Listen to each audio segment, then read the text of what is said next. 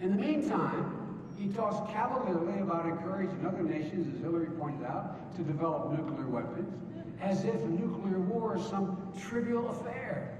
Does he not understand we wrote Japan's constitution to say they could not be a nuclear power?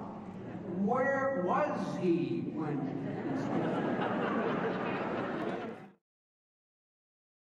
The Japanese Communist Party would like to say that Article 9 is the result of the many sacrifices that were made by the Japanese people in the past war. And finally, the Japanese people have come to possess this constitution, Pacific Constitution, which we believe is our treasure and something that we can be very proud of in this world. And therefore, we want to continue to defend, uphold this constitution, and create a Japan which can leverage on this constitution. I will continue to appeal this in the campaign to the end. And yes, it is true that there are hotspots which could lead to conflicts or wars. However, if Japan were in the face of military threat, try to carry out a military response, then it would evolve into a military versus military vicious cycle. And therefore, there is need to establish a rule in this region so that no matter what the problem will be, the problems should be resolved through diplomatic solutions. And your last question about the name of our party, we want to treasure our name. And we are confident that mankind can overcome this society full of contradiction and open the way to a new future society. And therefore, I believe that it is only sincere and truthful that we try to reflect our ideal in our name, and therefore we will retain this party name into the future and cherish this name.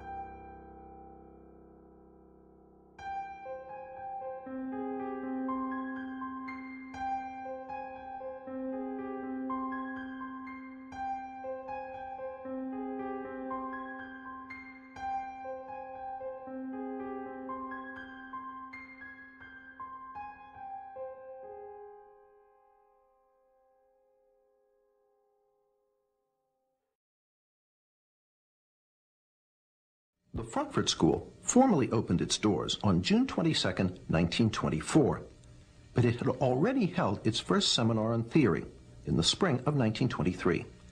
There, almost 24 Marxist scholars gathered for what Weil, the sponsor, called a Marxist study week.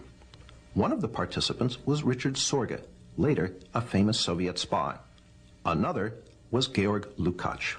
Lukács's writings on culture were the basis for much of the program. Almost half of the participants in this Marxist study week would later be affiliated with the Frankfurt School.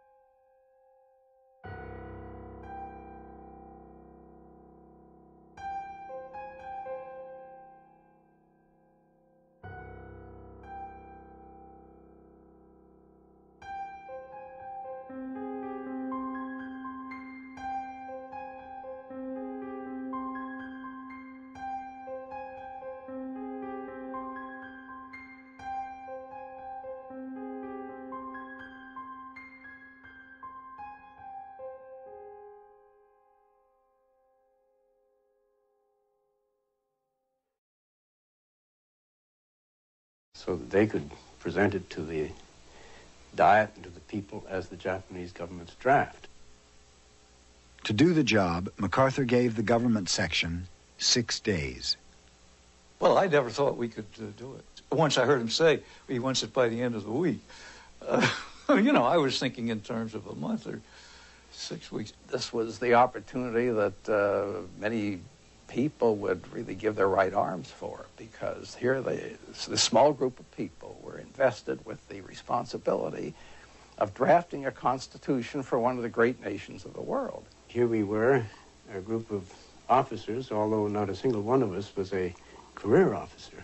But still, we were hardly comparable to the founding fathers who drafted our Constitution in the U.S., and we knew that. There were 24 authors, among them a congressman, a novelist, a newspaperman, a doctor, 2 academics, and 5 lawyers. No one had any constitutional expertise. I guess I was picked because I had a freshly minted PhD in politics from Princeton. And maybe because Chuck Hades wanted another Cornell alumnus.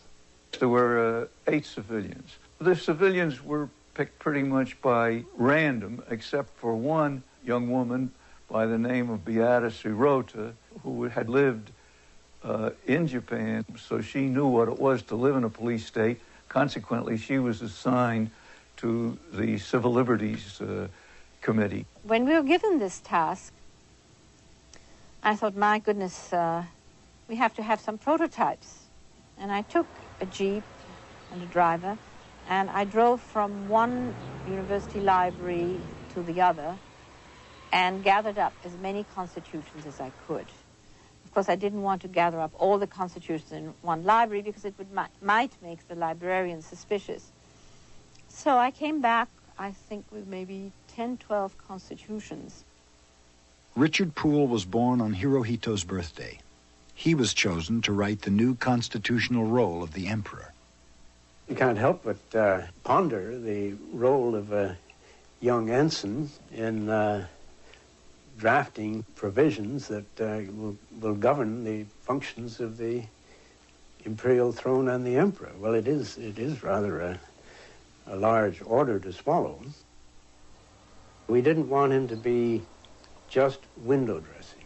On the other hand, we didn't want to give him the powers that he had under the previous constitution.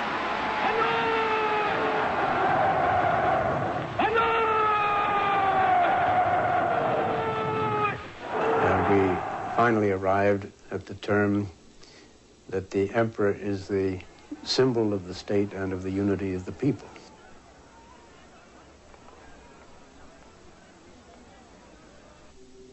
Memories of the war haunted the Constitution. Article 9 called on Japan to lay down its arms forever. It's very difficult to require a country forever and a day to forswear armed forces, even in self-defense. So I raised a question, and Colonel Cades looked at me and said, "Poole, do you know where that draft comes from?" I said, "No, sir." He said, "The general." And he said, "Need I say anything more?" I said, "No, sir." MacArthur was concerned with his place in history. And wouldn't it be remarkable that a military man was able to induce a society like Japan to renounce armaments? I therefore commend Japan's proposal for the renunciation of war to the thoughtful consideration of all of the peoples of the world. It's worked out greatly to the advantage of the Japanese, because while we spend 6+% of our GNP for military purposes, they've held theirs to 1%.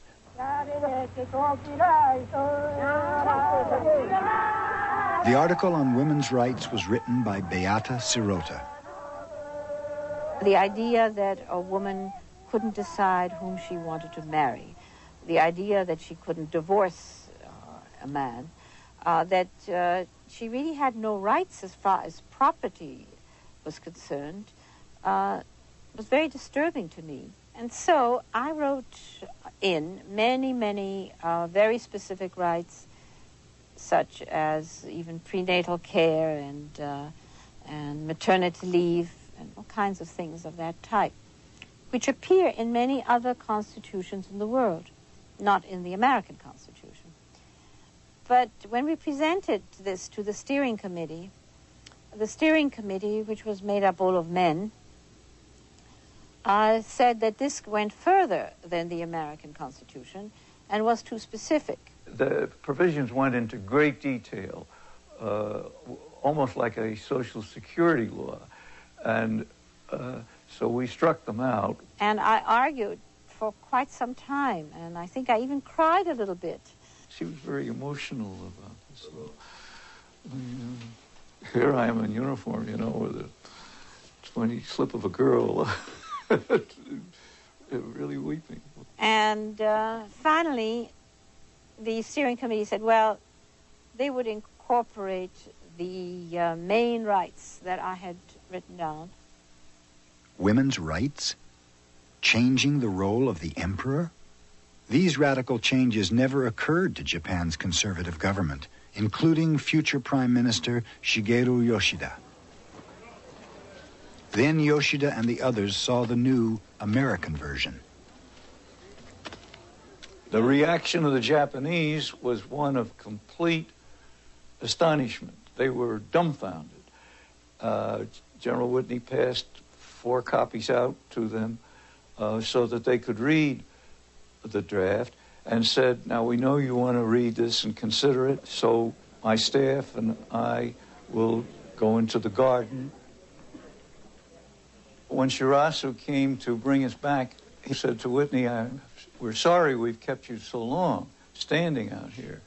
And Whitney said, oh, think nothing of it. We've been enjoying your atomic sunshine.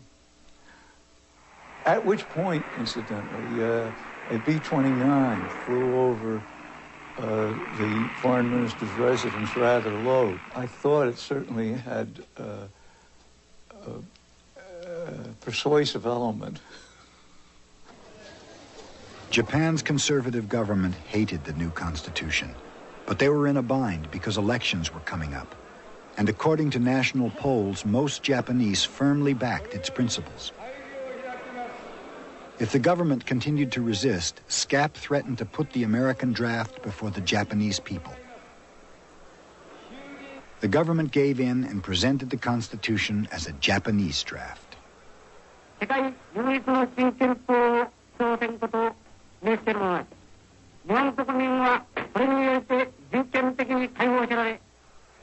Few people were fooled. Newspapers said, "It smells of butter," meaning distinctly American. All during the summer of 1946, the National Assembly debated and fought over the Constitution. Among its strongest supporters were 39 female representatives, newly elected when women voted for the first time in Japanese history. Strong popular support and the backing of the emperor secured passage of the new document. Finally, on November 3rd, 1946, the emperor officially proclaimed the adoption of the new constitution. It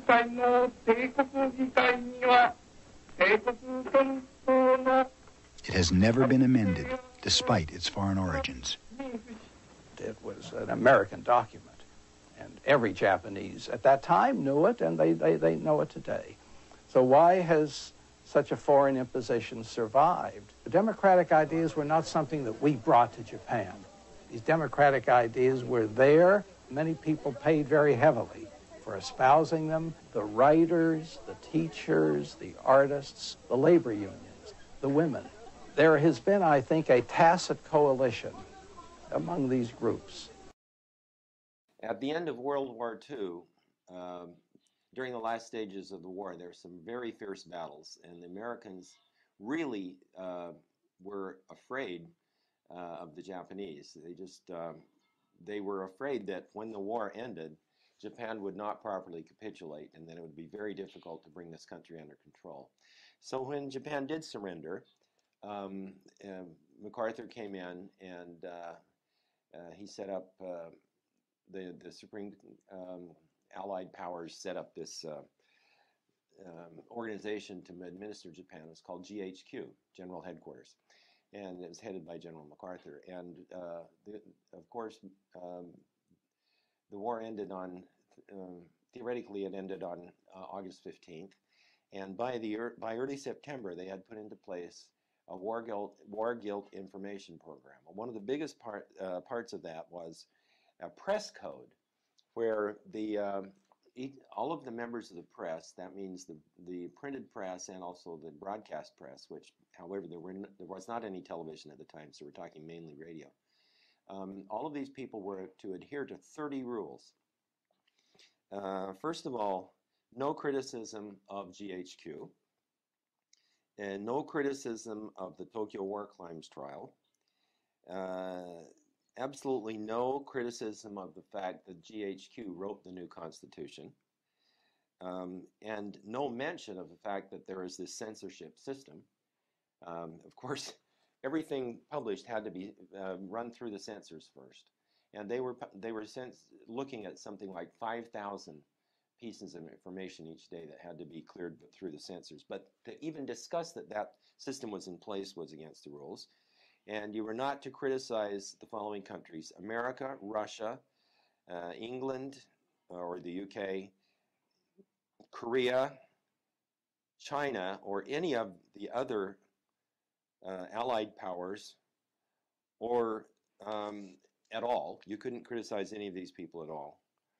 And there was to be no discussion of how the Japanese were treated in Manchuria after the war.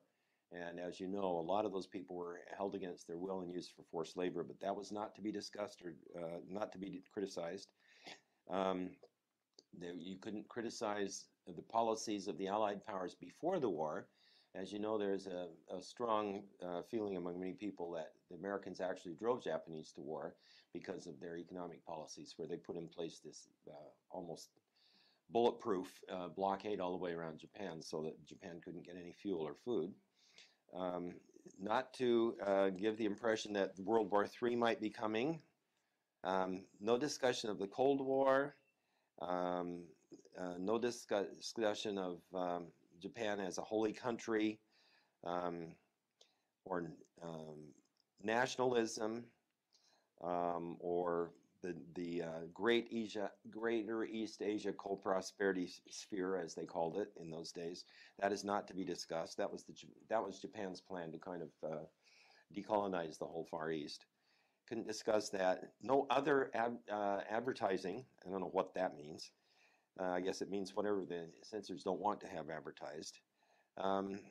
No trying to justify any of the people who were convicted as war criminals. No justification and no discussion about the relations between American soldiers and Japanese women. No discussion of black markets, or the occupation troops, and you must not exaggerate claims of starvation, and no false reporting. And I love that. All of the reporting ends up being false when it's run through a censor. So this is really hilarious. But anyway, no false reporting, and no inappropriate things about GHQ, and of course, no early disclosure of information which is not supposed to be disclosed, whatever that means. It's all up to the censors. So this was put in place, and it was immensely successful. This is basically an indoctrination or brainwashing campaign, and the purpose was to make the Japanese people submit, and I wouldn't say necessarily become a peace-loving people, but at least they wouldn't be a warmongering people. That was the idea. It was wildly successful. The Japanese press followed the code, basically. The Asahi newspaper broke it a couple of times and got themselves, had their newspaper stopped a couple of times. But generally speaking, most people obeyed it. Problem is, they continue to obey it. And even now, there are lots of things that you cannot discuss on television or anywhere else, and or even in political debates. One of those taboos is the Constitution. For some reason, Japanese think, or a lot of Japanese, I would say even probably a majority of Japanese think that there's something sacred about that Constitution that they shouldn't discuss changing it. Now, I don't know any constitution in the world that's a perfect constitution, okay? And certainly not the Japanese Constitution. That was written by GHQ staff. It's not a bad constitution, but it's got a couple of problems in it. And I don't see any problem with discussing that now, but they don't like to do it. And to do so is somehow considered some kind of traitorous act. I don't understand that. But I think it stems from this press code. The press regularly refrains from criticizing either of the Koreas or China on some things that they really ought to be more critical about. They sort of dutifully cover the story, but they don't really dig in deep. I guess the one that they obey, the one that they disobey the most is about false reporting, because there's plenty of that goes on. And anyway, the point is, when you have a system like that in place, first of all, anything that you read or hear in the media, you can't believe. And the fact that that effect is still strong in the Japanese media makes the Japanese media less effective for formulating proper policy, and also less trustworthy. And you end up with things happening like when the Asahi newspaper published all those false reports about comfort women and such. There just isn't the oversight of the press that there ought to be, because they kind of I don't know, they just hold back and on some things, and then they go overboard on other things. The balance is not there. Anyway, it's all the Americans' fault, I guess. That's the conclusion. インドネシア独立に情熱を傾けた一人の日本人がいます。金子智和さん。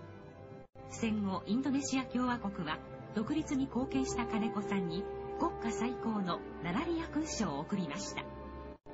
金子さんは血気盛んなインドネシアの青年たちの独立運動を支援し、青年組織アンカタン村の全国大会の会場を提供しますが、戦後そのために連合軍によって1年間牢獄につながれます。アンカタン村大会を開いた時にバンドン地区の総司令官であった馬淵将軍はですね、独立運動というふうなことに対しては大変な理解がありましてね、仮に私が当時今申し上げたように政治的なことはやらないでほしいということであるけれども、内心は独立してほしいと、おそらくみんな将兵ともみんな思っておったと思う。ですからお叱りを受けることがあっても私一人で済むことであるからということで、大いにやってもらいたいということで、それで遅すぎたという思いで許したのですね。敗戦と同時に日本軍は連合軍より独立運動を取り締まるよう命令されます。しかし日本軍の多くはインドネシアに密かに武器を渡し独立を支援しました。その一人宮本静夫さん。とかしてこれをそっとインドネシアに渡す方法を考えにゃいかんというわけで、もうインドネシアは一般治安はできますから、そのために日本軍が武器を持ってそのまま置いとると、もう必ず日本軍とインドネシアとの間の衝突になって、連合軍も大変なことになるから。それで、軍隊を武装解除して全部山に引き上げて、それで武器を持たない軍属法人だけを町に残したもんですから、さあ取ってくださいという体制を取ったもんですからね。今うまい知恵を出したもんと我ながら良かったと思っているところです。こうして小銃およそ4万丁をはじめ、多数の武器弾薬などがインドネシア側に渡されました。日本の敗戦後、インドネシアにとどまり独立戦争を戦った日本兵がおよそ2000人いたと言われます。お墓参りしている元日本兵の皆さんもそのメンバーです。独立戦争に命を捧げた日本人は現在インドネシア独立の英雄としてこの墓地に丁重に祀られています。オランダ軍と戦い負傷された小野盛さんもその一人です。戦争が始まって、それで日本軍の応援をもらいたいという人たちがたくさんやってくるわけです。インドネシアからですか？インドネシア側から。で、私も勧誘されまして、それでインドネシアに入ったわけですが。どのぐらいの方が戦死なさったんでしょうかね？約半分、1000名は戦死されました。というのは我々はもう戦争指導ですから、第一線に立っています。だから敵の目に見つかりやすいんですよね。で、結局犠牲者が多かったわけです。戦後、植民地支配にあえいでいたアジア諸民族は、自らの力を持って相次ぎ独立を達成していきました。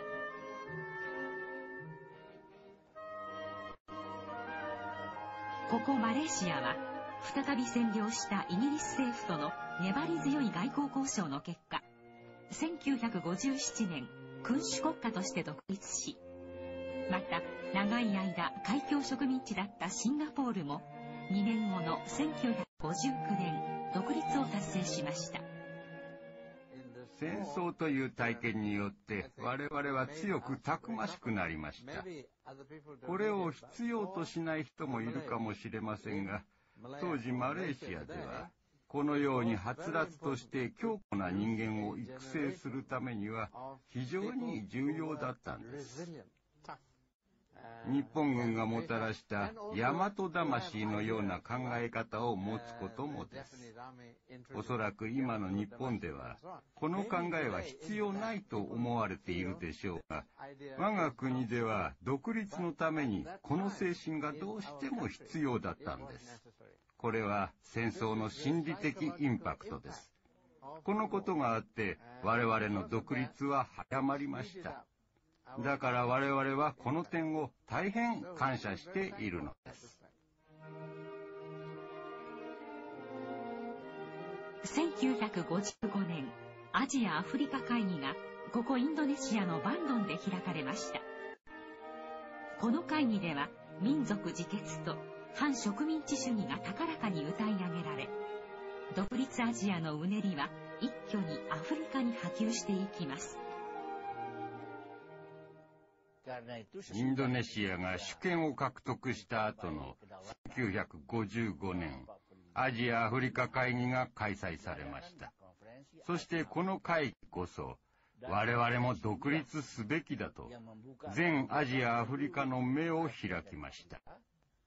アジア・アフリカ会議によって、全アジア・アフリカが独立しなければならないと決心したのです。それも第二次世界大戦で、大東亜戦争がなかったならば、アジア・アフリカ会議もできなかったし、アジア・アフリカの独立もありえない。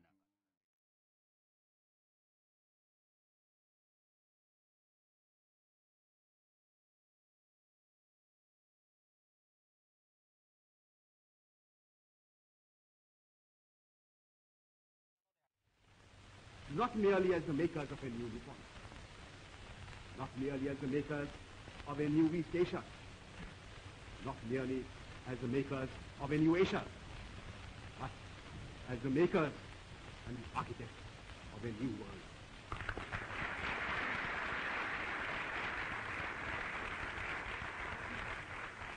Sisters and brothers of Nippon, allow me first of all to thank you from the bottom of my heart for the exceedingly warm and cordial welcome you have given us this morning. Speaking to Indians in East Asia, My countrymen in East Asia, while I am in Tokyo, I desire to address a few words to you, and I have no doubt that you will give them due consideration. In the first place, I desire to thank you most heartily for the warm and enthusiastic welcome that you have given me on the occasion of my public appearance in East Asia, and for the assurance that you have given me of your wholehearted support to our efforts to liberate our dear motherland. I feel overwhelmed at this manifestation of your burning patriotism and spirit of sacrifice. I have received numerous telegraphic and postal messages from you direct, while other messages I have read in the press. And all these messages have given me great joy and satisfaction. You know that I am always an optimist. Nevertheless, I must say that the response that I have received has exceeded my fondest expectations. I can only say in reply that I feel proud of you. Since the outbreak of the war in Europe and in East Asia, I have been saying repeatedly that we, the Indian people, could not have wished or even dreamt of a better combination of circumstances for helping us to achieve our liberty. When the world forces are helping us in this way, our task has automatically become very much easier than what it would have been otherwise. This fact should further strengthen our self-confidence and optimism and hearten us considerably in the fight that lies ahead of us. I am overjoyed to see that you have already realized that the responsibility of winning freedom does not rest merely on the shoulders of our countrymen at home. It is but natural that they should bear the brunt of the burden, and they have been doing so already. But at the same time, every Indian, no matter where he may be living at the present time, has a duty towards his country, and he must contribute his due share towards the final victory. I am convinced that India cannot hope to be free until all Indians living abroad perform their duty in this momentous world crisis. Owing to the fact that the tripartite powers have been giving their fullest support to Indian independence, it is comparatively easy for Indians living in Axis countries or in countries controlled by the Axis powers to play their part in the national struggle. Consequently, among those Indians who are now abroad, I expect that Indians living in Axis countries or in countries controlled by the Axis powers will render the maximum service to their motherland. Here in East Asia, you have seen for yourselves how deep is the interest in and sympathy for Indian independence. The readiness of the Imperial Japanese government and nation to render us any assistance in our national struggle that we may need has naturally lightened our task to a considerable degree. Consequently, there can be no possible excuse why any Indian in East Asia should not pull his whole weight in the present struggle. But though the Axis powers and Japan in particular are prepared to help us at any time and have been actually doing so already, the task of liberating India is ours and ours alone. That responsibility we shall not cast on anybody else, because that would be against our national honor. Moreover, we have no right to ask for or expect help from any quarter until we ourselves have first of all done our very utmost. Our countrymen and our sisters and brothers at home have been doing their best in the circumstances in which they are placed. But the enemy is ruthless and desperate, and he is armed to the teeth. Against such a brutal foe, no amount of civil disobedience or of sabotage or of revolutionary terrorism can be of any avail. If therefore we want to expel British power